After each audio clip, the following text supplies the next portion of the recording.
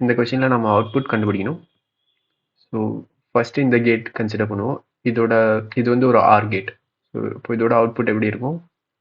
A R B பார்னு இருக்கும். ஏன்னா இங்கே பிக்கு நாட் கேட் போட்டிருக்காங்க. So A R B bar.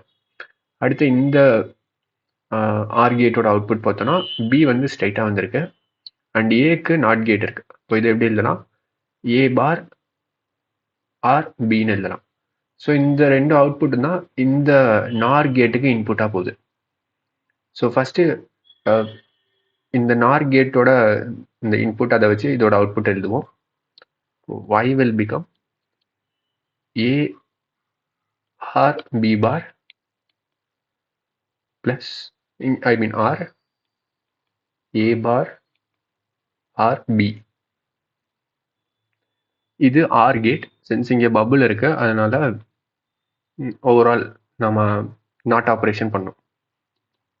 So இதை ஸ்லைட்டாக நான் ரீஅரேஞ்ச் பண்ணுறேன். இதை வந்து எப்படி எழுதலாம்னா A R A bar R B பார்னு எழுதலாம்.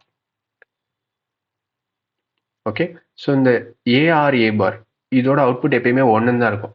ஸோ ஏவோட வேல்யூ 0 ஆர் 1 இருக்குலாம். அப்படி இருக்கும்போது அவுட்புட் இதுக்கு எப்பயுமே 1. அதே மாதிரி இங்கே பிக்கும் அவுட்புட் எப்பயுமே 1 தான் இருக்கும். So 1 or 1 output is 1. இங்கே 1 பார் which will be 0.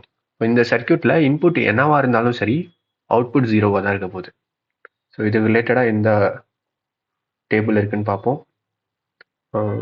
Third one. So எந்த இன்புட் இருந்தாலும் சரி அவுட்புட் 0.